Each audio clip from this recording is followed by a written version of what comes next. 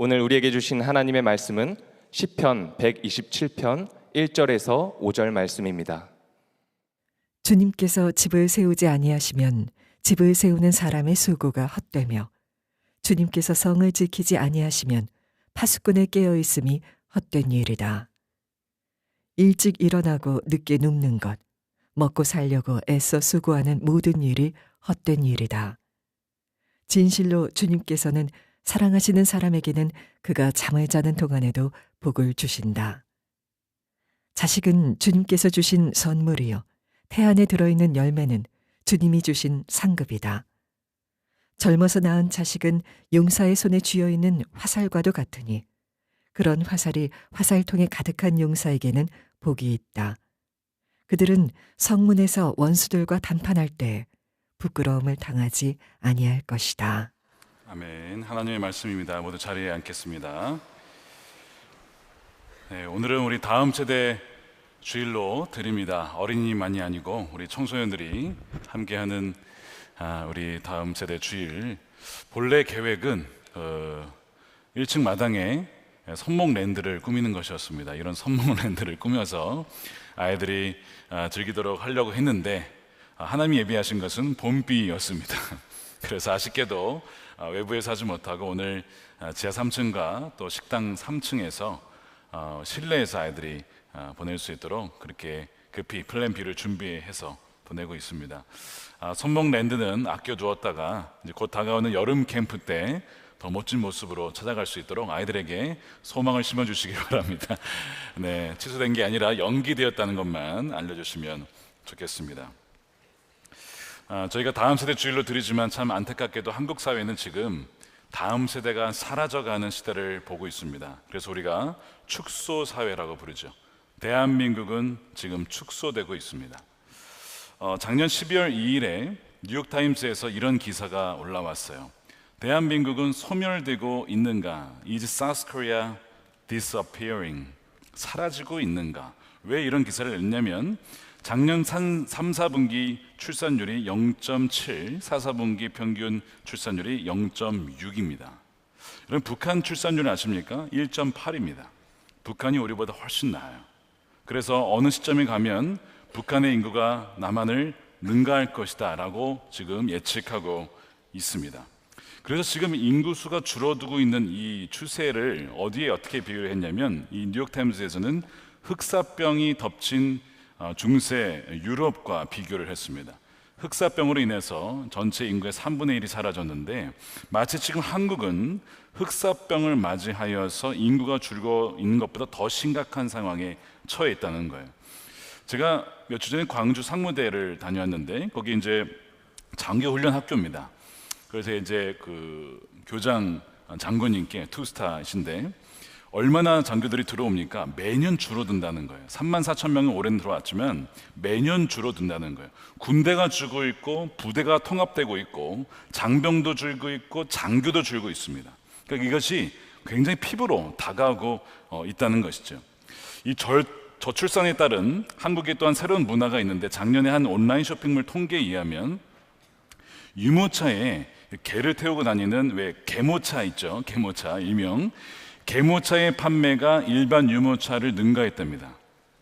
이게 이제 굉장히 한편으로 보면 뭐 그럴 수도 있겠지 싶지만 이게 지금 축소 사회를 보여주는 한국 사회의 단면을 보여주고 있는 거예요. 그만큼 자녀를 낳는 사람들보다 이제는 반려견을 키우거나 반려묘를 키워서 살아가는 아이를 낳지 않은 세대가 훨씬 더 많아지고 있다라고 하는 것이죠. 왜 젊은 세대는 저도 젊은 세대이긴 하지만 왜 자녀를 낳지 않으려 하는 것일까? 좀 깊이 하는 이유가 무엇일까? 여러 가지가 있는데 첫 번째는 가치관의 변화입니다. 꼭 결혼해야 하나? 또한 결혼해도 꼭 자녀 낳아야 되나? 자녀 없이 살면 안 되나? 괜찮지 뭐. 나를 위해 살면 되는 거 아닌가?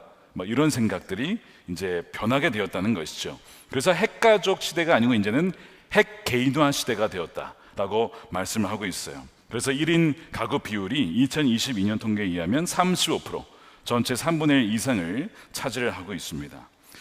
성경은 가정을 말할 때에 결혼한 가정도 말하지만 물론 독신도 한 가정의 형태를 말하고 있습니다. 그래서 이 독신은 하나님 나라를 위해서 헌신한 사람들이에요. 그래서 사도 바울이 고린도전서 7장에서 모두 나와 같이 되기를 원한다고 얘기를 하면서 바로 이 독신을 한 사람들은 주님의 일에 마음을 쓸 수 있다는 장점이 있다는 겁니다. 배우자를 기쁘게 하기 위해서 그렇게 마음 졸이기보다는 주님과 그의 나라를 위해서 쓸 수 있다라고 하는 그런 장점이 있으니 그와 같이 살라라고 권면을 하지만 모두가 그렇게 될 수 있는 건 아니다라고 얘기를 하죠. 예수님도 싱글로, 본인도 싱글로, 많은 제자들도 혼자 살다가 헌신하다가 주님의 부르심을 받았습니다. 그러니까 독신의 삶도 성경적인 관점에서 보면 지금 1인 가구가 늘어나는 시대 속에서 재조명되어야 될 필요가 물론 있습니다. 그래서 그분들의 삶도 존중받고 또한 성경적인 관점을 바탕으로 하나님 나라를 위해서 섬길 수 있도록 그렇게 내어드려야겠지요. 하지만 말씀드린 것처럼 모두가 독신일 수는 없고 성경은 기본적으로 남자와 여자가 결합한 결혼이라고 하는 가정제도를 이야기합니다. 결혼도 사명이고 싱글도 사명인 거예요. 하지만 이 1인 가구의 한국의 특징은, 지금 늘어나는 특징은 이런 배경이라기보다는 이 핵 개인화 사회의 특징인 자립, 그리고 자신의 주도권을 가지고 삶에서 내가 선택하는 삶을 살자라고 하는 추세 가운데 벌어진 것이라는 점에서 좀 다른 점이 있습니다. 두 번째는요, 왜 아이를 낳지 않으려는가? 경제적인 부담입니다. 2023년이죠. 한반도 미래인구연구원이라는 곳에서 작년 7월에 2030 미혼 남자들에게 물었어요. 왜 출산을 고려하지 않습니까? 했더니 85%가 자녀 교육에 대한 막대한 비용 때문에, 또한 자녀를 돌볼 경제적 여유가 없어서 85%입니다. 이게 남성들의 대답이에요.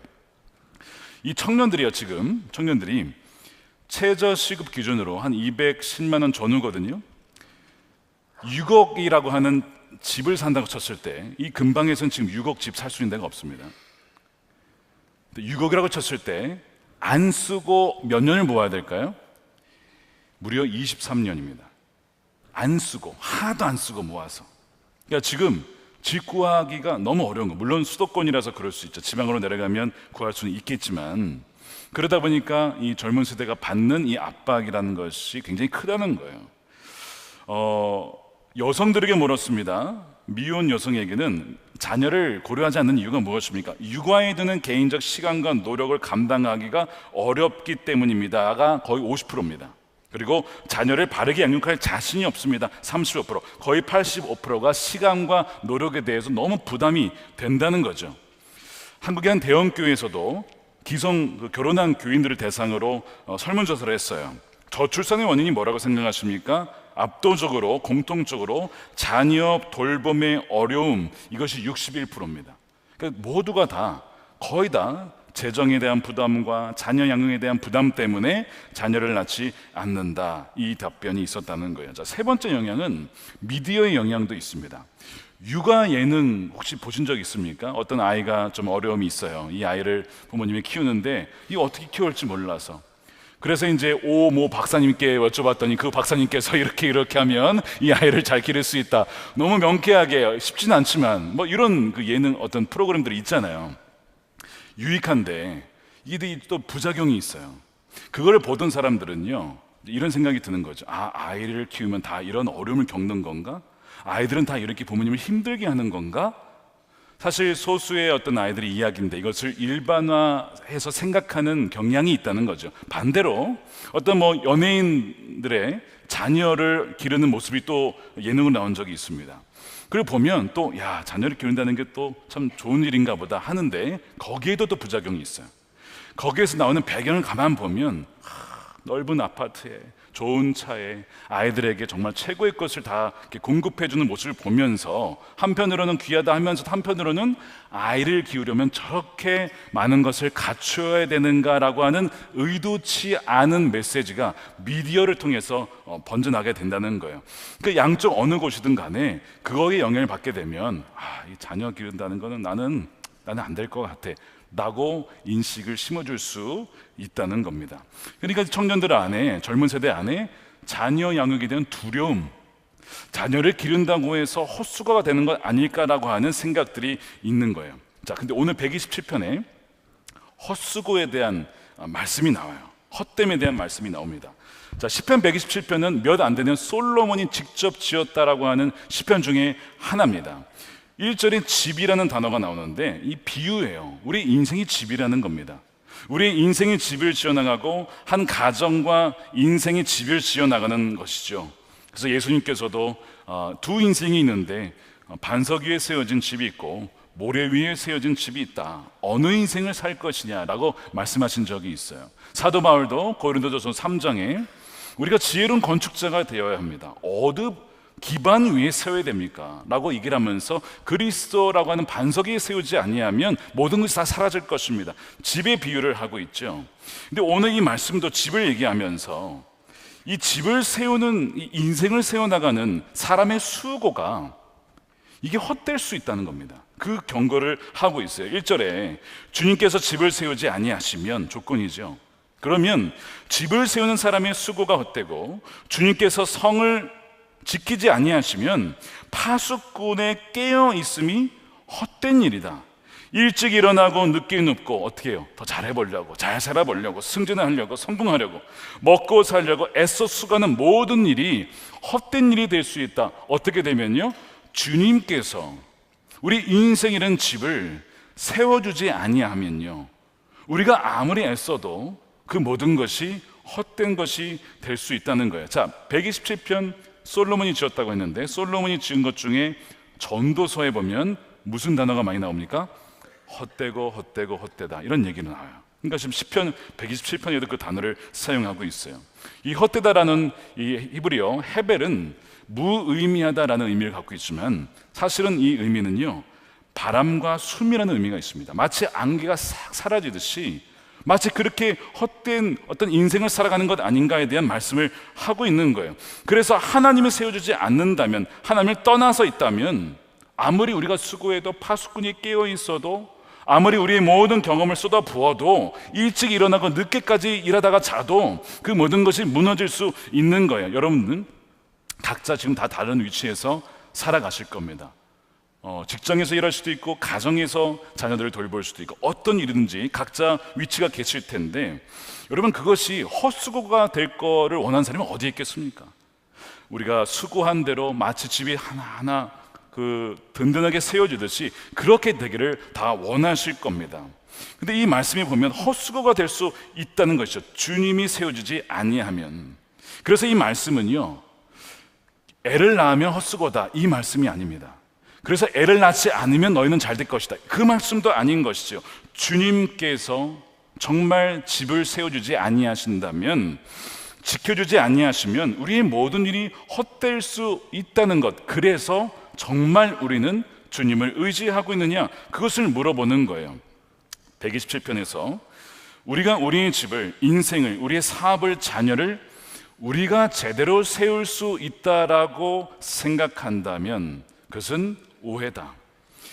우리가 제대로 세울 수 있다라고 착각해서는 안 되고 과신해서는 안 된다. 왜냐하면 주님이 세우지 아니하면 다 헛수고가 되기 때문이라는 거예요. 이 유사한 말씀이 요한복음 15장에서 예수님이 하신 말씀이 있습니다. 우리 함께 읽어볼까요? 요한복음 15장 5절에 나는 포도나무요 너희는 가지라, 그가 내 안에 내가 그 안에 거하면 사람이 열매를 많이 맺나니 나를 떠나서는 너희가 아무것도 할 수 없음이라. 예수님께서 말씀하시기를 나를 떠나면 너희가 좀 힘들 것이야 라고 하지 않았고요, 나를 떠나서는 너희가 어렵겠지만 조금은 할 수 있을 거야. 왜? 너에게 경력이 있으니까, 경험이 있으니까 조금은 할 수 있을 거야, 이렇게 말씀하지 않으셨어요. 나를 떠나게 되면 너희는 아무것도 할 수 없어, 모든 것이 헛수고가 될 거야 라고 분명히 예수님도 요한복음 15장에 말씀을 하고 있어요. 여러분, 아무리 사업이 잘 되고 자녀가 세상에서 성공하는 것처럼 보여도 주님을 떠나 있다면, 주님이 없다면 다 헛수고라는 것입니다. 안 믿는 이들이 더 잘 되는 경우가 있어요. 여러분 시편을 읽어보세요. 시편 기자가 시험 드는 포인트가 몇 군데가 있는데 그 중에 하나가 무엇이냐면 하나님을 믿지 않고 경외하지 않는 악인들이 너무 잘 되는 겁니다.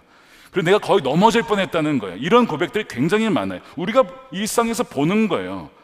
예수님이 안 믿는 사람도 너무 사업이 잘 되고 막 그냥 사업을 몇 개씩 열어가는데 돈을 얼마나 쓸어 담는지 여러분 그걸 보면은 시험이 들어요. 엄청 시험 들죠. 하나님, 저는 주님을 믿는데 왜 저는 그렇게 안 해주십니까? 헛수고가 아니라 너무 잘 되는 거예요. 근데 여러분, 시편 기자의 고백이 뭐였냐면 마지막에 그의 인생의 마지막을 봤다는 거예요. 그 마지막은 인생의 마지막일 수도 있고 죽은 뒤의 모습입니다. 어쨌든 하나님께서 그걸 보여주셨어요. 너 부럽지? 근데 그 마지막을 봐봐. 다 무너지는 거야. 그럼 부러워하지 마. 악인의 형통 부러워하지 마. 라고 하면서 이 시편 기자가 위안을 얻지요. 동일한 말씀을 합니다. 우리의 사업이 지금은 좀 안 됩니까? 막힙니까? 자금줄이 막히셨어요? 부도가 될 것 같으십니까? 지난주의 말씀처럼 사울처럼 실패해서 원치 않았던 하나님의 보내신 곳으로 지금 와 계십니까? 또한 자녀가 방황하십니까? 그런데 여러분이 그럼에도 불구하고 주 안에 있다면, 주님을 붙잡고 의지한다면 결국에는요 무너지지 않는다는 것입니다. 이것이 시편 127편의 약속이에요. 이 약속을 여러분들의 약속으로 붙잡는 여러분 되시길 축복합니다. 시편 127편이 집을 세우는 자의 수고를 말하다가 갑자기 자녀 이야기를 꺼냅니다. 자, 그것이 3절이에요. 자식은, 복수예요 사실은. 자녀들은, 자식들은 주님께서 주신 선물이요, 태안에 있는 열매는 주님이 주신 상급입니다. 여러분 믿으십니까? 자녀가 주님이 주신 선물이고 상급, 보상, 리워드라는 거예요. 사실 지금 축소사회에 살아가는 이 시대 속에서 이 말씀은 너무 다른 메시지를 전해주고 있어요. 왜냐하면 지금 시대는 자녀를 짐처럼 여기고 부담스러워하는 시대에 우리는 살고 있기 때문에 그렇습니다. 집 짓는 얘기하다가 자녀 얘기하는 것이 좀 문맥이 안 맞는 것 같지만 그렇지 않습니다. 여러분, 자녀가 우리 인생에 차지하는 역할과 비중이 무엇인가를 오늘 말씀은 주고 있는 것이죠. 하나님이 왜 자녀를 주시냐면 자녀는 하나님의 선물이라고 했습니다. 이 선물을 개정판에는 기업이라고 번역했습니다. 기업은 대를 잇는 겁니다. 대를 잇고, 그 기업이라고 하는 것은 이 구약 성경에서는 땅 혹은 유산, 헤리티지라고 번역이 되어 있어요. 그래서 하나님이 우리에게 주시는 것입니다. 그래서 이 나할라라고 하는 이 원어에는 하나님께서 누군가에게 몫으로, 유산으로 할당하여 주시는 것을 의미해요. 그래서 가나안 땅에 내가 너희에게, 여호수아 너에게 이것을 줄 거야, 어느 지파에게는 이것을 줄 거야, 할당해서 어떤 땅을 주잖아요. 그 의미가 바로 이 단어 유산, 바로 선물의 의미입니다. 그런데 이 유산이라고 하는 것은 근본적으로 하나님께 속해 있는 거예요. 하나님의 소유입니다. 하나님의 소유를 선물로 우리에게 주시는 것이 누구라고요? 자녀입니다. 그러니까 자녀는 근본적으로 나의 자녀가 아니고 하나님의 소유를 우리에게 맡겨주신 거예요. 그것이 자녀예요. 그래서 이 하나님의 소유이기 때문에 이 나할라의 의미에는 어떤 것이 있냐면 빼앗을 수 없는, 양도될 수 없는 이라는 의미가 있습니다. 그건 하나님의 것이니까. 그래서 우리에게 잠시 맡겨주신 것 뿐이에요. 우리 게 아닙니다. 그래서 하나님의 것을 우리가 맡아서 기르는 것이죠. 자, 이 똑같은 단어가 신명기 9장 29절에 이렇게 되어 있습니다. 이 백성은 주님께서 그 크신 힘과 펴신 팔로 인도해 내신 주님의 소유, 이게 유산이에요. 이것이 선물입니다. 주님의 소유를 우리에게 주신 것, 바로 이것이 자녀들입니다. 이것이 주님의 보상이요 상급이라고 하는 거예요.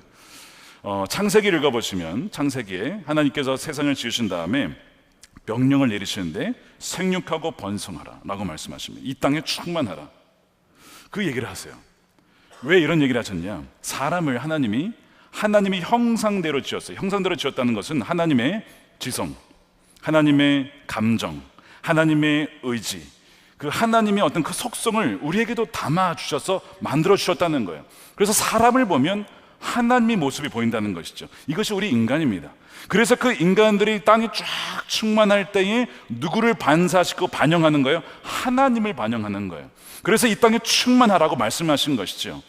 그러니까 자녀를 낳고 정말 그 충만하게 되는 것은 하나님의 그 형상을 이 세상 가운데 드러내는 하나의 선교적인 겁니다. 그러니까 자녀를 낳는 것은 한편으로 보면 선교적인 일인 것이죠. 그런데 이것이 하나님의 뜻인데 말씀드린 것처럼 오늘날 시대는요, 이것을 너무 부담스러워하거나 혹은 자신의 의지에 의해서 이거를 조절하려고 합니다. 굉장히 부담스러워하는 거예요. 몇 개월 전에 한 교회에서 한국교회 연합으로 기도회가 있었어요. 저도 갔고 거기에 이제 유기성 원로 목사님들 말씀 전하시고 귀한 목사님들이 이제 강사를 쓰셔서 말씀을 하시는데 일부가 저출산에 대한 것을 놓고 기도하는 시간이었습니다. 근데 한 강사님이 나오셔서 그 얘기를 하시는 거예요. 한국이 아이를 안 낳는 게 아니라는 거예요. 아니, 무슨 말씀을 하시나 봤더니 안 낳는 게 아니고 아이를 죽이고 있다는 겁니다. 낙태 얘기를 하셨어요. 그러면서 통계 얘기를 하셨는데 그분에 의하면 한국에서 아마 과거 몇 년 전에 통계인 것 같습니다. 1년에 120만 명이 낙태가 된다는 거예요. 근데 이것이 근거가 보니까 어디서는 이거 팩트가 아니다라고 하시는 사람도 있고, 근거가 어디서 나왔냐 봤더니 2017년에 산부인과 협의회 의사 4,500명 그분들이 자신의 병원에서 낙태하는 그 비율을 봤더니 1년에 대략 110만 명 되더라는 거예요. 어쨌든 그 통계를 가지고 정확하게 이거는 어떻게 확인할 수는 없습니다. 그런데 거기에서 발표한 자료예요. 만일 그게 맞다면요, 여러분, 성남시 인구가 95만 명이 안 됩니다. 위례가 10만 명 정도 되거든요. 합치면 대략 110만 명 되는 거죠. 저는 이게 사실이지 않기를 원합니다. 몇 년 전의 통계이긴 한데 사실이 아니기를 원해요. 근데 사실이라면 한 해에만 성남시 전체와 위례 전체 인구가 죽는 겁니다. 이게 지금 대한민국에서 벌어졌던 일이고, 지금은 많이 줄었지만 여전히 그렇게 일어나고 있다는 거예요. 하나님이 우리에게 생명을 안 주신 게 아니고 한국 사회가 생명을 거부하고 있다라고 하는 거예요. 생명의 주권자가 주님이신데 하나님 선물을 거절하고 있는 한국 사회, 우리가 회개해야 합니다라고 그분이 눈물로 호소를 하셨어요. 성경은 분명히 자녀는 하나님이 주신 선물입니다, 보상입니다 라고 말씀을 하지만 많은 분들이 이것을 믿지 않습니다. 하나님의 말씀으로 여기지 않아요. 짐처럼 여기고 왜 생겼나 라고 할 때도 있습니다. 믿는 이들 중에도 꽤 많은 분들이 내가 자녀를 원하긴 하지만 지금은 아니야, 언제든지 내가 원할 때 가질 수 있어. 물론 가족 계획을 해야겠죠. 그래서 피임도 하겠죠. 그렇게 이제 가족 계획을 합니다. 그래서 지금 내가 돈을 벌어야 되고 내가 경력을 쌓아야 되고 일을 해야 되니까 다 맞는 이야기예요. 그런데 그렇게 하다가 나중에 본인이 원하신 때에 자녀를 가지려고 하는데 자녀가 안 생기는 경우가 꽤 많이 있는 거예요. 저희 교회에도 유아 세례 간증들이 이제 거의 매주 있지 않습니까? 이런 경우가 꽤 많은 거죠. 젊은 시절에 신혼 생활을 잘 즐기고 나중에 이제 때가 되었을 때 아이를 가지려고 하는데 안 생겼어요. 뭐 처음이니까 그럴 수 있겠지. 1년이 지나고 2년이 지나고 3년, 5년 지나도 아이가 생기지 않는 겁니다. 그러면서 이런 고백이 드는 거예요. 내가 원할 때에, 우리가 원할 때에 생명을 가질 수 있을 거야 라고 생각했던 것이 교만이다. 내가 생명의 주권자라고 생각했던 것이 내 교만이고 착각이었구나 하는 것을 하나님이 회개시키더라는 거예요. 분명 입술은 하나님 나의 주인이십니다, 왕이십니다 라고는 하지만 실제 결정은 내가 하는 거예요. 내가 선택을 하고 있는 그 모습을 깨닫게 하시더라는 거죠. 여러분, 주님이 집을 세우지 아니하시면 모든 것이 헛수고라고 했잖아요. 이것이 깨달아지는 것이죠. 아무리 노력을 해도 주님이 생명 주지 아니하시면, 주님이 우리 가정을 세워주지 아니하시면, 주님이 우리 기업을 세워주지 아니하시면, 회사를 세워주지 아니하시면 모든 것이 헛될 수 있음을 그제서야 깨닫는 것이죠. 그래서 자신이 주인 되었던 삶을 철저하게 하나하나 회개하여 돌이키게 하신 이후에서야 생명을 주신 그 간증들이 여러분 한두 가정이 아닙니다. 얼마나 많은지 몰라요. 부끄럽지만 저에게도 비슷한 경험이 있습니다. 미국에 가서 한 2년 반 됐을 때 이제 아이들이 좀 컸어요. 둘이 있었는데, 딸과 아들이 있었는데 이제 한 3-4살 정도 됐습니다. 근데 이 두 아이를 기르면서 저는 이제 학교에서 공부를 해야 되고 아르바이트를 하면서 부엌에서 일을 하며 또한 접시를 닦으며 청소를 하면서 여기서 아이를 하나 더 낳는다, 이건 뭐 상상할 수 없는 거예요. 그런데 마음에는 셋째를 갖고 싶은 마음이 있어요. 너무 아이들이 예쁘니까. 그런데 지금은 아니라는 것이죠.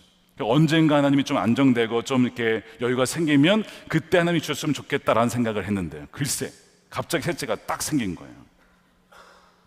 2012년 말이었어요. 그 왜 검사하면 줄 생기잖아요. 아내가 딱 보여줬을 때 어떻게 해야 돼요? 너무 축하해 여보 하고 딱 들고 안아주고 돌아야 되죠, 이렇게. 근데 그걸 못 해줬어요. 제가 못 해주고 침묵이 흘렀습니다. 침묵이. 저는 지금도 그때 생각하면 너무 미안해요, 아내한테. 침묵이 흐르고 그걸 견디지 못해서 결국 제가 기숙사에 살았는데 밖으로 나갔습니다. 저녁이었는데 기숙사 바깥을 돌면서 이거를 어떻게 받아들여야 될까? 하나님의 축복이지, 하나님의 상급이지 라고 여기지 못하고 이것을 하나의 짐처럼 여긴 거예요. 사실 저희 막내에게 너무 미안해요. 제가 그런 생각을 가졌다는 거에 대해서. 마음을 정리하고 돌아왔어요. 그리고 그 주에 첫 예배를 드리는데 미국 교회에 다녔기 때문에 예배를 드리는데 그날 이제 성경 본문이 이제 그 대강절이니까 주로 이제 마태복음 1장, 2장, 누가복음 1장, 2장을 드리거든요. 누가복음 1장이었습니다. 영어로 성경이었지만 제가 한글로 이렇게 보여드릴게요. 천사가 이르되 마리아여 무서워하지 말라. Don't be afraid. 내가 하나님께 은혜를 입었느니라. 보라 내가 잉태하여 아들을 낳으리니 이름을 예수라 하라. 이 말씀이 딱 들려오는 거예요. 그러니까 하나님께서 다윗아 무서워하지 마, 염려하지 마 라고 말씀을 하시는 거예요. 너무 염려가 되고 걱정이 되는데 이거 어떻게 키우나 하나님 걱정됩니다 라고 하는데 하나님은 아니라는 거예요.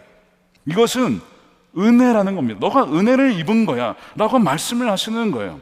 게다가 지금 안지 며칠 안 됐는데 하나님께서 성별도 알려주셨어요. 아들을 낳을 거예요. 하나님께서 성별을 알려주셨죠. 또 뭐 알려주셨어요? 이름 알려주셨잖아요. 예수. 제 첫 번째 그 딸 이름이 김예솔이에요. 그래서 김예수로 해도 이거 뭐가 맞겠다 싶어가지고 김예수로 하려다가 제가 목사인데 아들이 김예수입니다 그러면 이단이구나 이렇게 될까봐 차마 제가 주님의 이름을 쓰지 못하고 구약에 예수님의 이름이 구약 이름이 여호수아입니다. 그래서 조슈아로 지었어요. 조슈아, 민솔, 킴으로 이름까지 하나님이 알려주셔서 이름을 지었는데 제가 그때 이 예배를 드리면서 사실은 굉장히 많이 울었습니다. 왜냐하면 첫 번째 부끄러웠어요. 하나님, 제가 하나님이 주신 선물과 이 기업과 유산을 기쁘게 여기지 못하고 부담스럽게 여겼던 것을 회개합니다. 동시에 이런 무능한 자를 또 하나님의 종이라고 은혜를 입었다라고 말씀하시니 그것도 얼마나 또 은혜인지, 그것 때문에 그날 예배에 울며 예배를 드린 다음에 그때서야 이제 아내에게 사과를 한 거예요. 여보, 축하해 주지 못해서 미안해. 마음 어려웠지. 내가 잘못했어. 마땅히 축하해 줬어야 했는데 그러지 못한 것 같아. 그렇게 아내에게 사과를 했어요. 지난 11년간 그 아이가 태어난 이후에 제가 제일 잘한 게 쭉 있는데 그 중에 제일 잘한 걸 꼽으라면 셋째를 낳은 겁니다. 물론 제가 낳은 건 아니죠. 아내가 낳았지만 셋째를 낳은 것이 가장 잘한 일이다. 왜냐하면 그 셋째를 통해서 하나님께서 저에게 주신 은혜는 이루 말할 수 없습니다. 물론 태어나기 전부터 좀 어려움이 있었어요. 아시다시피 어려움이 있었고 그 과정을 통해서 참 힘들었지만 그러나 그것마저도 하나님이 주신 은혜였고 복이었어요. 이 아이가 없었더라면 지난 11년 상상할 수도 없습니다. 그리고 하나님께서 먹이시고 입히시고 채우시는 그 모든 것들을 다 감당케 하게 하셨어요. 그러니까 이 아이를 안 낳았으면 어쩔 뻔했나 하는 생각이 드는 거예요. 정말 자녀가 상급이구나, 보상이구나 하는 것을 깨달은 것이죠. 여러분의 자녀 뭐라고요? 하나님의 보상입니다. 하나님의 상급인 줄로 믿으시길 축복합니다. 정말 그것이 축복이에요. 자녀를 키우다 보면 힘들 때도 많습니다. 이 자녀를 내가 어떻게 키우지? 또 자녀가 각각 다 달라요. 사실 특성도 얼마나 다른지. 그러면 좋으면 나 닮았다 그러고 안 닮았으면 당신 닮았다 그러고 이 어디서 나왔냐 그러지만 다 하나님이 주신 자녀란 다 독특하게 하나님이 지어 주셨어요. 어려움이 있지만 너무 감사하죠. 부모가 자녀에게 주는 은혜가 있죠. 낳아주었으니까. 근데 자녀를 기르다 보면 자녀가 부모에게 주는 은혜가 있습니다. 아이들이 웃고 아이들이 부모에게 의존하고 안겨붙고 그렇게 할 때 그 귀여운 모습과 그 숨쉬는 모습과 우리의 모습을 닮은 모습을 볼 때마다 자녀가 부모에게 주는 은혜를 깨닫게 되죠. 그래서 사실은 자녀가 부모에게 갚을 것이 물론 있지만 사실 그것만으로 충분한 거 아닙니까? 부모가 되게 해줘서 고맙다. 아버지가 무엇인지 알게 해줘서 고맙고 하나님의 아버지의 마음을 알게 해줘서 고맙다라고 느낄 때가 너무 많고요. 지금도 셋을 키우면서 계속 그것을 경험을 합니다.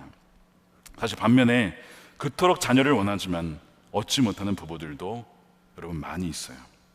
한국의 난임 비율이 약 18%, 5커플 중에 한 커플은 자녀를 갖지 못한다고 합니다.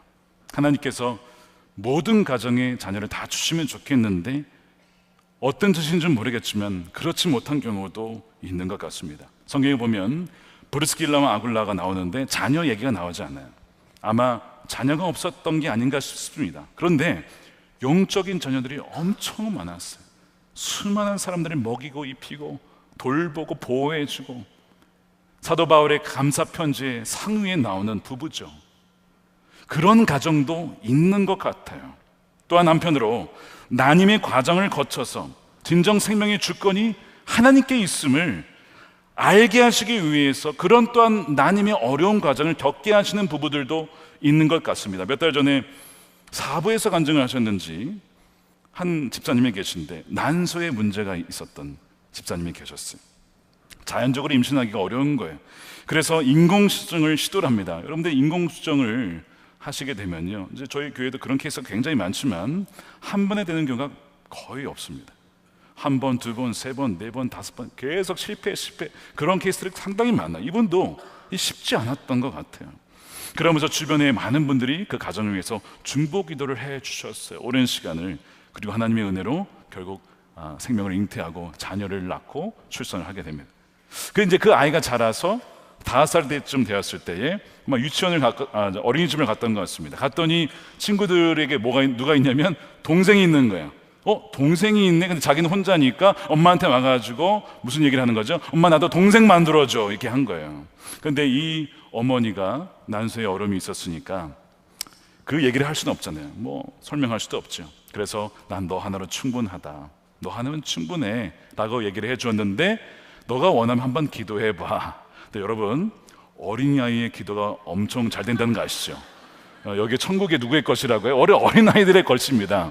그 아이가 이제 어떻게 기도했죠? 이제 밥만 먹으면 식사 기도 때 하나님 동생 주세요, 잠잘 때 동생 주세요. 한 달 기도했는데 바로 둘째가 생기셨다는 거 아닙니까? 그리고 셋째도 생기고. 그래서 이 과정을 통해서 그 집사님 이미 간증을 하셨지만 이렇게 얘기를 하셨어요. 주님이 주인 되시는 가정이라고 했지만 자녀 계획을 내가 짓고 내가 만들고 내가 결정해서 했던 것을 회개하게 됐다는 거예요. 난소에 문제가 있으니까 이래서 안 돼, 저래서 안 돼 라고 하면서 사실상 생명의 주권이 마치 나에게 있는 것 마냥 했던 것을 하나님이 고백하게 하셨다는 것이죠.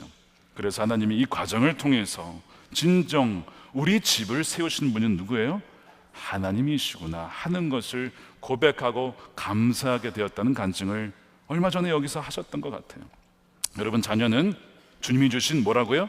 선물이요, 상급입니다. 그러나 우리 힘으로 키울 수가 없어요. 그래서 주님께 의지해야 되죠. 주님, 이 아이를 어떻게 키워야 됩니까? A, B, C 다 다른데 하나님, 이 아이는 어떤 특징이 있습니까? 이 아이는 어떤 장점이 있습니까? 어떤 달란트가 있습니까? 부모님이 그걸 잘 관찰해서 나의 어젠다를 심을 게 아니라 그 아이의 독특하게 지어진 모습을 잘 살려낼 수 있도록, 하나님이 지으신 그 모습 그대로 살려낼 수 있도록 하는 것이 우리 부모의 역할인 거예요. 왜요? 이 자녀는 내 소유가 아니고 주님의 소유이니까요. 그것이 우리의 역할인 것이죠. 그렇게 키우다 보면 그 아이들은 용사의 손이 쥐어진 화살과 같은 자녀가 된다는 거예요. 그것이 4절 5절입니다. 젊어서 낳은 자식은 용사의 손에 쥐어있는 화살 같다. 그런 화살이 화살통에 가득한 용사에게는 복이 있다. 복이 있다는 거예요. 그들은 성문에서 원수들과 담판할 때 부끄러움을 당하지 아니할 것이다. 자녀들은 고대의 노동력이요, 또한 힘이요, 자산이요, 군사력이었습니다. 또한 노년의 부모를 지켜주는 든든한 화살과 같은 존재요, 복이었던 것이 바로 이 자녀죠. 대표적인 케이스가 야곱의 아들들이었습니다. 특별히 요셉이었죠. 야곱은 자신이 요셉을 키운다고 생각했는데 아니었어요. 하나님께서 키우게 하시다가 나중에 요셉을 야곱으로부터 떨어뜨려 하게 하십니다. 환도표를 치시고 겸손하게 만들 뿐만 아니라 떨어뜨려서 마치 요셉을 잃은 것처럼 죽은 줄로 생각했어요. 그 고난의 험난한 세월을 보내게 하십니다. 너의 자녀가 아니라 나의 자녀다, 너가 기르는 것이 아니라 내가 기르는 것이다 라고 하면서 요셉을 하나님이 디자인하신 대로 빚어가십니다. 세월이 흘러서 다시 만났더니 요셉이요, 옛날 그 어린 요셉이 아니에요. 꿈자랑하며 형들의 눈치도 모른 채 그렇게 자랑하던 요셉이 아니에요. 이제는 성숙한 모습으로 아버지를 품고 형제들을 품고 다 포용하는 그런 아들이 되어 있었어요. 그리고 형제들도 바뀌게 되죠. 그래서 이 야곱의 입장에서 정말 화살통이 가득 찬 든든한 자녀들로 세워지게 되는 것입니다. 사실 우리의 경험도 이 야곱의 경험과 비슷합니다. 우리가 자녀를 키울 수 있다고 생각하지만 아니다, 내가 키우는 거야 라고 알게 하시고, 또한 고난받게 하시고 어렵게 하시고, 그 이후에 진정 우리도 다루시고 자녀도 하나님이 기르시고, 그래서 이 자녀라고 하는 것은 궁극적으로 아브라함의 자손, 다윗의 자손은 누구를 말합니까? 예수 그리스도를 말하죠. 이것이 영원한 유산, 상급이라고 하는 것은 바로 예수 그리스도를 상징하는 거예요. 성경은요, 그러나 가족을 혈연관계에만 묶지 않습니다. 자녀가 나의 자녀, 남의 자녀 따로 있는 것이 아니라 우리가 주님을 믿는다면 주 안에서 우리 모두가 다 형제 자매요, 주 안에서 우리의 아버지 어머니가 있는 거예요. 예수님께서 누가 우리의 형제냐라고 했을 때 이렇게 얘기하셨어요. 나의 뜻대로 행하는 자가 내 형제요 자매다. 십자가에서 요한에게 그런 얘기했죠. 자신의 어머니 마리아가 계신데, 요한아 너의 어머니다, 너의 어머니래요. 여러분의 부모님 누구십니까? 여러분의 자녀는 누굽니까? 혈연 관계만 아닙니다. 주 안에서 우리 다음 세대 우리 교회 아이들 많잖아요. 누구 자녀야 라고 할 게 아니라 주님의 자녀예요. 우리의 자녀인 거예요. 우리가 세례 받을 때, 유아 세례 받을 때 왜 다 사람들 앞에서 받는 줄 아십니까? 이렇게 세례 받습니다 보여주는 게 아닙니다. 그것만 있는 게 아니에요. 공개 세례의 이유가 있어요. 특별히 유아 세례에. 이 아이는 그 가정의 아이지만 실은 주 안에서 다 우리의 아이입니다. 우리가 주의 사랑과 기도와 말씀으로 이 아이를 양육하겠습니다 라고 우리가 하나님 앞에 고백하는 거예요. 그것이 유아 세례의 의미입니다. 그래서 원래 그 문답에는 이 아이를 주의 사랑과 말씀으로 양육하겠습니까? 라는 회중에게 묻는 질문이 있습니다. 거기에 대해서 네, 제가 이 아이를 그렇게 양육하겠습니다. 교사로서 그 아이가 함께하며 기르겠습니다. 교회는요, 너와 나의 자녀가 없어요. 다 주님의 자녀인 것입니다. 우리가 함께 그 아이들을 공동으로 양육하는 거예요. 그렇게 갈 때에 이 아이들이 하나님의 군사로 성장하게 되는 거예요. 하나님 나라가 임할 때에 이 세상에 참 많은 저항들이 있지만 그 저항들을 이겨나가는 군사로 세워지게 되는 것입니다. 미국 필라델피아를 얼마 전에 갔다 왔는데 거기 시청에 가면 존 워너 메이커라는 분의 동상이 세워져 있다고 합니다. 이분은 이제 전 세계 YMCA 건물을 지으시고 또한 미국 백화점을 창시하시고 또한 최신부 장관을 섬겼던 분이에요. 많은 일들을 참 바쁘게 하셨던 분인데, 이분이 일생 동안 가장 귀중히 여겼던 일은 뭐냐면 다른 것이 아니라 주일학교 교사였어요. 27명의 아이들과 3명의 교사를 시작했던 주일학교가 그의 사역 말년에는 6,000명으로 늘어납니다. 기업의 회장입니다. 또한 장관이십니다. 너무 바쁜데 그가 이렇게 말합니다. 저에게는 주일학교가 가장 중요한 저의 비전이 있습니다. 영적인 비전이 있습니다. 아이들이 가장 중요했다는 거예요.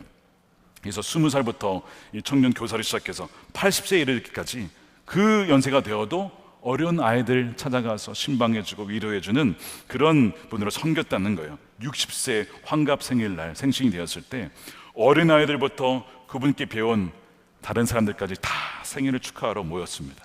그런데 그 많은 사람들의 이름을 하나씩 다 외우고 있어요. 다 외우고 있어요. 그러니까 옆에 있던 친구가 놀라면서 야, 너 진짜 머리가 좋다. 그거 어떻게 외우고 있냐? 라고 했더니 그분이 이런 얘기를 했어요. 내가 아이들의 이름을 외우는 것은 머리가 좋아서가 아니네. 아이들에 대한 관심과 사랑 때문이야. 사랑하고 관심이 있으면 아이들의 이름만이 아니고 그 아이들의 살아왔던 삶을 다 알게 되고 또 기도하게 되는 것이지. 존 워너 메이커 평생 하나님 나라의 자녀들을 양육했던 사람입니다. 사랑하는 여러분, 우리 교회에도 그런 분들이 참 많이 계시죠. 그리고 우리도 다음 세대 주일을 맞이해서 나의 자녀만이 아니라 하나님 나라의 자녀들을 책임지고 양육해야 될 사명을 우리에게 하나님이 주셨습니다. 그렇다면, 그렇게 세워나간다면 주 안에서 헛된 것은 없어요. 주님이 세우시면 가정도 세우시고 기업도 세우시고 하나님께서는 무너지지 않은 그 집을 세우신다는 것입니다. 고린도전서 15장 58절 말씀 우리 함께 읽어볼게요. 시작. 그러므로 내 사랑하는 형제들아, 견실하며 흔들리지 말고 항상 주의 일에 더욱 힘쓰는 자들이 되라. 이는 너희의 수고가 주 안에서 헛되지 않은 줄 알미라. 헛되지 않은 삶을 사신 여러분들이 되시길 축복합니다. 헛되지 아니하는 가정을 세우고, 헛되지 아니하는 기업을 세우고, 헛되지 아니하는 그 무너지지 않는 하나님 나라, 특별히 다음 세대를 세워나가는 저와 여러분들이 되어서 정말 교회가 새로운 생명을 축복하고 환영하며 정말 사랑으로 양육하는 교회가 되기를, 그 사명에 우리가 쓰임받는 저와 여러분 되시기를 주님의 이름으로 축원드립니다. 우리 함께 기도하겠습니다. 오늘 우리 성찬을 받을 텐데, 우리 성찬을 받으면서 이 시간 기도할 때에 혹시 여러분 오늘 말씀을 들으면서 회개할 것이 있으면 회개했으면 좋겠습니다. 어떤 것이든 주님께 회개하십시오. 죄를 고백할 때 우리 죄를 깨끗하게 용서하시는 분이십니다. 두 번째, 태문이 닫혀 있는 분이 계십니까? 태문이 열려 생명을 낳을 수 있도록 기도하시고, 또한 영적 자녀를 키우시는 분이 계십니까? 하나님 맡겨주신 주님의 소유 자녀들을, 주의 다음 세대들을 정말 신실하게 섬기겠습니다. 사랑하겠습니다.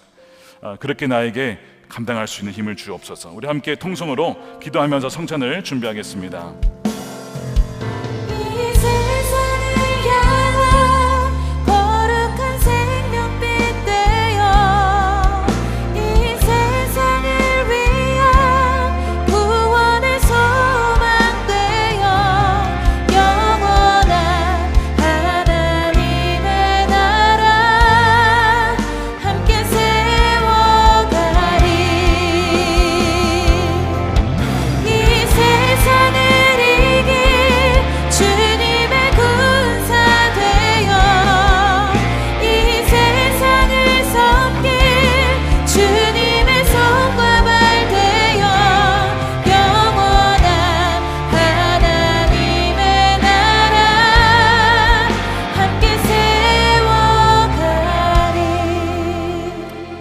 하나님 감사합니다. 다음 세대 주일, 또 성찬 주일을 맞이해서 이 자리에 우리의 성찬의 자리에 초대해 주시면 감사를 드립니다. 이 시간 성령으로 이 자리에 임하여 주셔서 우리가 떡과 포도주를 마실 때 주의 몸과 피를 마시며 주님과 함께 온전히 연합된 자로 이 세상을 주님과 동행하며 닮아가며 다음 세대를 일으키는 귀한 주의 자녀로 살아갈 수 있도록 우리를 사용하여 주시고 하나님 영광받아 주시옵소서. 감사하며 예수님의 이름으로 기도드립니다. 아멘. 주님께서 잡히시던 밤에 떡을 떼사 축사하시고 제자들에게 나눠주시면서 말씀하셨습니다. 이것을 받아 먹으라. 이것은 너희를 위하여 주는 내 몸이다. 이것을 행할 때마다 나를 기억하여라. 주님이 우리와 임마누엘 함께 하시는 주님이신 것을 오늘 이 성찬을 통해서 다시 한번 믿고 기억하는 여러분 되시기를 축복합니다.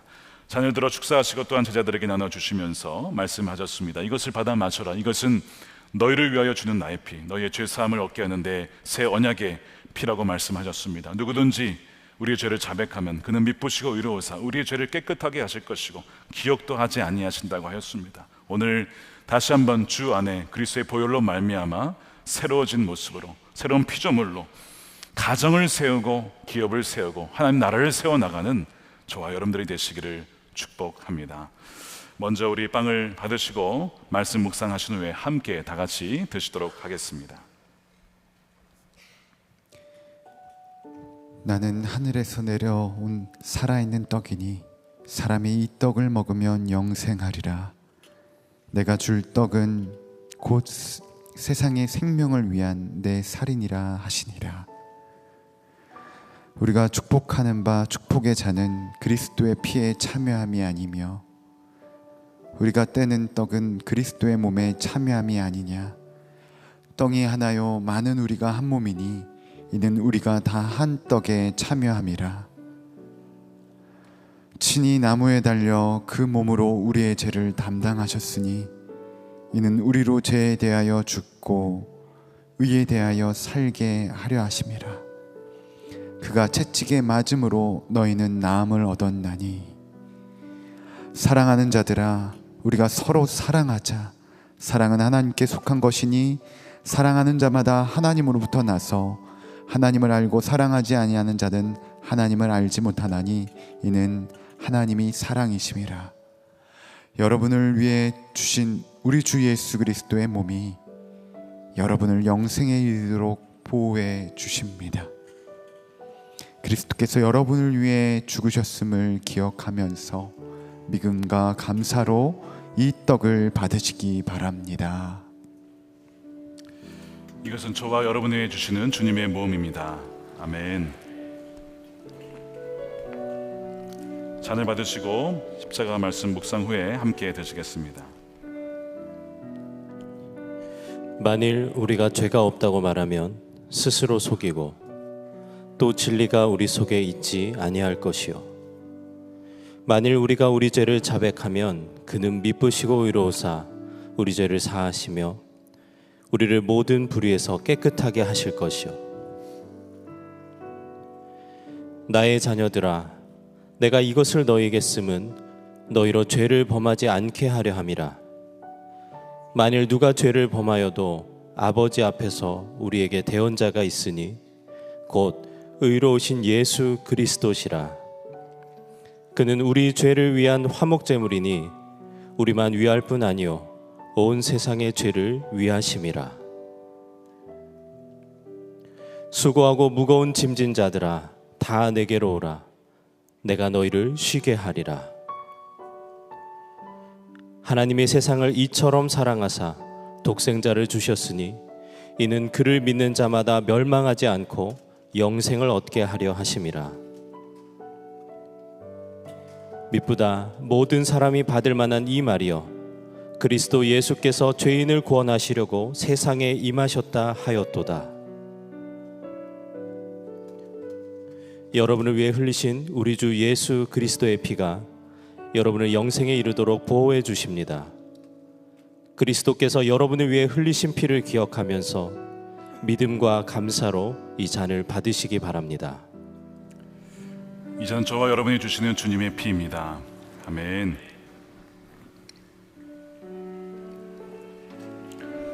네, 드신 잔은 좌우 홈에 넣어주시면 감사하겠습니다. 다시 한번 기도하겠습니다. 하나님, 그렇습니다. 주님께서 세워주지 아니하시면 우리의 모든 수고가 헛될 수밖에 없습니다. 주님께서 세워주지 아니하시면 우리의 가정도, 우리의 기업도, 우리의 자녀도, 우리 모든 일이 다 헛된 수고가 될 수밖에 없습니다. 왜냐하면 주님을 떠나서는 우리가 아무것도 할 수 없기 때문입니다. 주님이 귀중한 진리의 말씀을 우리 가운데 새기게 하여 주시옵시고, 진정 주 안에 거하여 주의 말씀대로 순종하며 주님을 따라 주님께서 세우시는 가정, 주님께서 세우시는 기업과 주님께서 세우시는 우리의 인생의 집이 될 수 있도록 하나님 친히 역사하여 주시고 동행하여 주시고 아버지 인도하여 주시옵소서. 나의 인생이라고 내가 주인 되었던 삶을 회개하오니 하나님, 오늘 이 시간 성찬을 통하여서 우리 모든 죄를 깨끗이 씻어주시고 다시 한번 새롭게 우리의 가정과 기업과 자녀, 하나님 우리의 삶을 새롭게 세우는 이 시간 되어서 진정 주님이 기뻐하시는 삶을 살아갈 수 있도록 새로운 힘을 더하여 주시옵소서. 아버지 하나님, 병중에 있는 자가 있습니까? 연약한 자가 있습니까? 치유의 은총을 더하여 주시고 주 예수 그리스도의 은혜로 성령으로 충만케 하여 주셔서 아버지 아픔과 질병에서 자유롭게 하시며 하나님 언제 어디서나 주님이 원하시는 대로 성령을 따라 행하는 자들이 되게 하여 주시옵소서. 아버지, 특별히 다음 세대 주일을 맞이하여 다음 세대를 위해서 기도하오니 하나님, 방황하며 아파하는 우리 자녀들이 있습니까? 주님께서 저들의 인생을 세워주시고 이끌어주시고 주님께서 길이요 지려 생명되어 주셔서 주님이 기뻐하시는 아름다운 주의 자녀들로 성장할 수 있도록 친히 인도하여 주시옵소서. 귀한 것 구별하여 주님께 11조로 감사헌금으로 구제헌금으로 또한 우리의 인생을 주님께 올려드립니다. 기쁘신 뜻을 위하여 마음껏 사용하여 주시며 가정과 기업에 복의 복을 더하여 주시고 하나님 나라와 선교적 삶을 위하여서 하나님 감당할 수 있는 힘과 능력을 우리 모두에게 허락하여 주시옵소서. 하나님, 이 나라를 위해서 기도합니다. 정치, 경제, 사회, 문화, 교육, 가정 모든 영역 속에 하나님의 공의와 사랑이 충만히 임하게 하여 주시옵소서. 하나님, 복음이 북한에도 들어가게 하여 주셔서 하나님, 남과 북이 함께 통일이 되어 하나님 아버지를 찬양하며 주 예수 그리스도를 찬양하는 그 날이 속히 오게 하여 주시옵소서. 지금도 선교지에서 신실하게 부르심 따라 하나님 선교사를 감당하는 선교사님들의 가정과 자녀들을 기억하여 주시고 지치지 않게 하시고 새 힘 받아서 아버지 하나님, 우리가 함께 연합함으로 주님이 오시는 그날까지 복음을 땅끝까지 전파하는 일에 주여 쓰임받게 하여 주시옵소서. 다시 오실 주님을 찬양하며 기다립니다. 마라나타 주 예수여 어서 오시옵소서. 우리 가운데 함께 임재하여 주시옵소서. 감사함이 예수님의 이름으로 기도드립니다. 아멘. 다 같이 일어나셔서 우리 봉헌 찬양 드릴 텐데, 오늘은 좀 특별하게 서로를 축복하면서 손을 들고 찬양했으면 좋겠습니다. 왜냐하면 다음 세대를 양육하는 분들은 결국 아버지와 어머니입니다. 우리 부모님들, 또한 할아버지 할머니들이 또 요즘에 손주 손자들을 보십니다. 우리 할아버지 할머니도 마찬가지고 예비 부모님도 마찬가지고 또한 한부모 가정도 있습니다. 자녀를 포기하지 않고 끝까지 자녀를 양육하는 그 한부모 가정도 우리가 축복하면서 서로를 바라보면서 우리 찬양하도록 하겠습니다.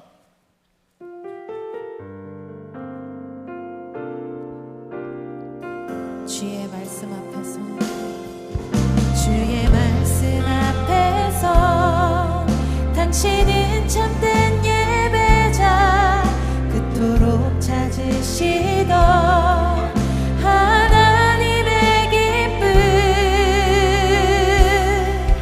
이 세상을 향한 거룩한 생명빛 되어 이 세상을 위한 구원의 소망 되어 영원한 하나님의 나라 함께 세워. 우리 다시 좌우를 보시면서 2절 찬양합니다. 주의 부르심 따라 당신의 삶을 누릴 때 세상은 당신 안에서 주의 영광 보리라.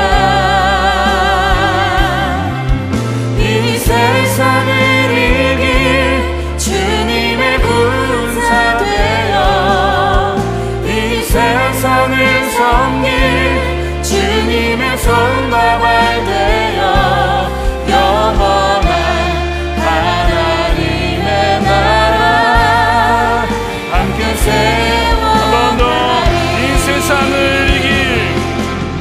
이 세상을 이길 주님의 군사 되어 이 세상을 섬길 주님의 손과 발 되어 영원한 하나님의 나라 함께 세워가리. 아멘. 축도하겠습니다. 이제는 우리 영원한 왕 되시며 선한 목자 되신 예수 그리스도의 크신 은혜와 아버지 하나님의 측량할 수 없는 사랑하심과 우리를 떠나지 아니하시는 성령님의 감화 감동 내주하심이 다음 세대를 주의 사랑과 말씀과 기도로 양육하고자 다시 한번 주님 앞에 나아가는 사랑하는 우리 모든 성도들과 부모님들과 예비 부모님들과 또한 가정과 일터와 사랑하는 우리 다음 세대와 이 교회와 이 나라 민족 가운데 영원히 함께 하시기를 간절히 축원하옵나이다. 아멘.